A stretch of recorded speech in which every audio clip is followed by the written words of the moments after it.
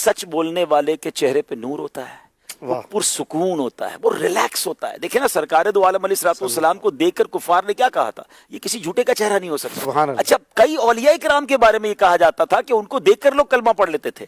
تو آلویز جو سچ بولے گا نا، ایک تو وہ ریلیکس کیوں ہوگا. دیکھیں جھوٹ بولنے والا اسی طرح مضطرب، ٹینشن میں، آلویز کنفیوز، کیونکہ اس کو بہت ساری فائلیں سنبھالنی ہے.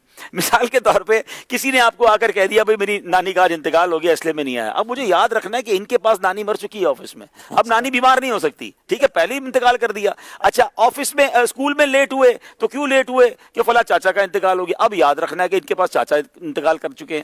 اس کے بعد کوئی پوچھتا ہے کام کیا کرتے ہو، اب کام بیچارہ مثال کے طور پر ٹھیلا لگاتا ہے، اب سامنے بتانا نہیں ہے تو میری تو جناب برتنوں کی دکان ہے، تو اب یہ یاد رکھنا ہے کہ ان کو برتنوں کی دکان بتائیے. اچھا رہتا کسی غریب علاقے میں، اس نے پوچھا رہتے کہاں، میں رہتا ڈیفینس میں ہوں. اب ایڈریس اس کو ڈیفینس کا یاد رکھنا ہے، وہ فائل ہی سنبھال رہا ہوتا ہے، کسی کے منہ سے غلط نکل جاتا ہے. اچھا سچے کو نیند سے اٹھا کے پوچھے کہاں رہتے ہو، جہاں رہتا ہے وہی بتائے گا. کیا کرتے ہو وہی.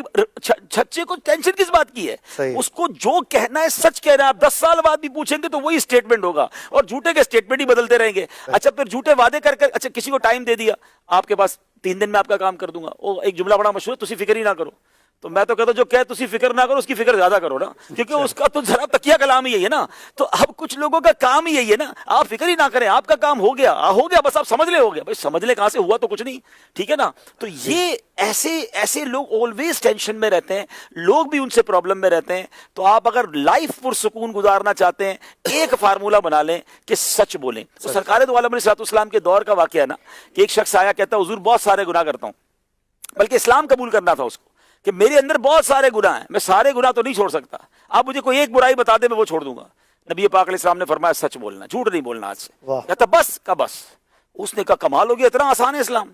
وہ چلا گیا. اب اس کی شراب پینے کی بھی عادت تھی، اس کی چوری کی بھی عادت تھی، اس کی بدکاری کی بھی عادت تھی، مگر ہر گناہ کے لیے جب وہ آگے جاتا وہ کہتا میں کر تو لوں گا.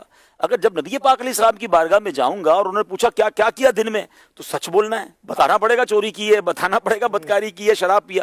ایک ایک کر کے ہر گناہ سے بچا، اور بارگاہ رسالت میں آ کر کہا کہ حضور ایک گناہ بچانے کی برکت سے، جھوٹ چھوڑنے کی برکت سے میں پورے دن سارے گناہوں سے بچا. سبحان اللہ. تو اس کا مطلب سچ کو پکڑ لیں، انشاءاللہ آہستہ آہستہ آپ کے اندر دوسری بھی برائیاں بھی جو ہے ختم ہو جائیں.